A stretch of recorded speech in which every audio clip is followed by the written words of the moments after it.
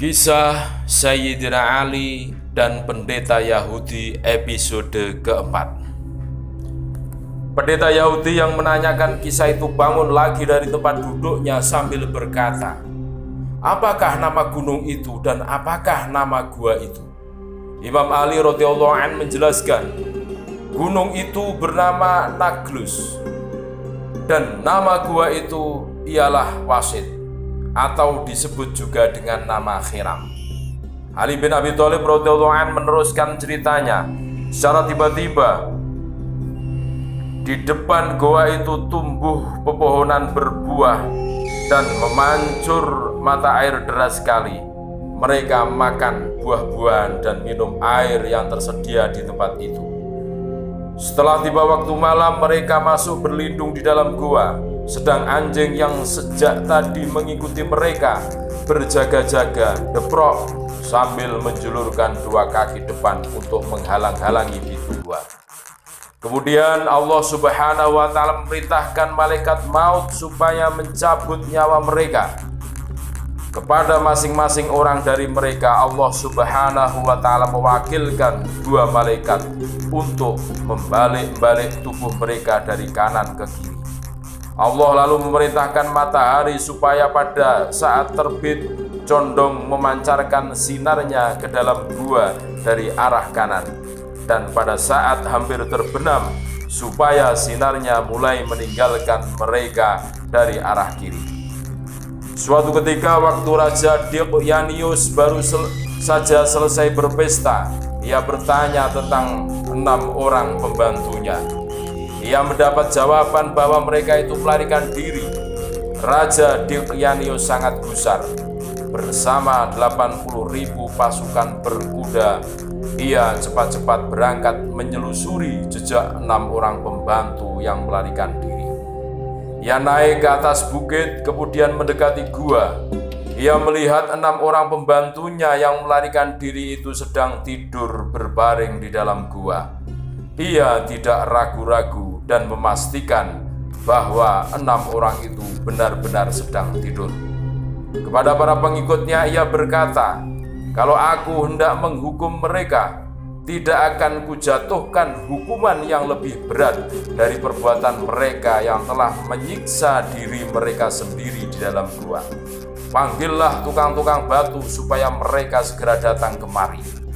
Setelah tukang-tukang batu itu tiba, mereka diperintahkan menutup rapat pintu gua dengan batu-batu dan cis, bahan semacam semen. Selesai dikerjakan, Raja berkata kepada para pengikutnya, "Katakanlah kepada mereka yang ada di dalam gua, kalau benar-benar mereka itu tidak berdusta, supaya minta tolong kepada Tuhan mereka yang ada di langit, agar mereka dikeluarkan dari tempat itu." Dalam gua tertutup rapat itu mereka tinggal selama 309 tahun. Setelah masa yang amat panjang itu lampau, Allah Subhanahu wa Ta'ala mengembalikan lagi nyawa mereka. Pada saat matahari sudah mulai memancarkan sinar, mereka merasa seakan-akan baru bangun dari tidurnya masing-masing. Yang seorang berkata kepada yang lainnya, "Malam tadi kami lupa beribadah kepada Allah, mari kita pergi ke mata air." Setelah mereka berada di luar gua, tiba-tiba mereka lihat mata air itu sudah mengering kembali dan pepohonan yang ada pun sudah menjadi kering semuanya.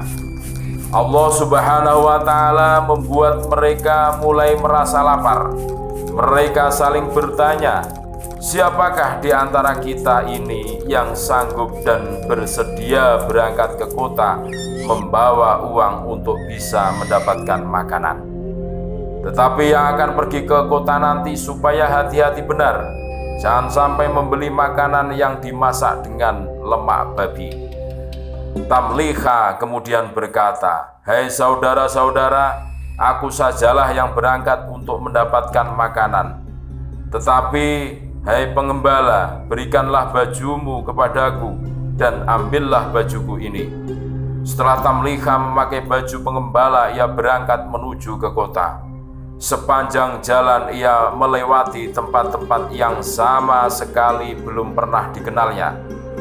Melalui jalan-jalan yang belum pernah diketahui, setibanya dekat pintu gerbang kota, ia melihat bendera hijau berkibar di angkasa bertuliskan, "Tiada Tuhan selain Allah dan Isa adalah Roh Allah." Tamliha berhenti sejenak memandang bendera itu sambil mengusap-usap mata, lalu berkata seorang diri, "Kusangka aku ini masih tidur." Setelah agak lama memandang dan mengamat-ngamati bendera, ia meneruskan perjalanan memasuki kota. Dilihatnya banyak orang sedang membaca Injil.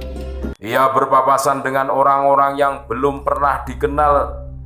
Setibanya di sebuah pasar, ia bertanya kepada seorang penjajah roti, "Hai tukang roti, apakah nama kota kalian ini?" "Efesus," sahut penjual roti itu. "Siapakah nama raja kalian?" tanya Tamliha lagi. "Abdurrahman," jawab penjual roti. "Kalau yang kau katakan itu benar," kata Tamliha, "urusanku ini sungguh aneh sekali. Ambillah uang ini dan berilah makanan kepadaku." Melihat uang itu, penjual roti keheran-heranan, karena uang yang dibawa Tamliha itu uang zaman lampau yang ukurannya lebih besar dan lebih berat.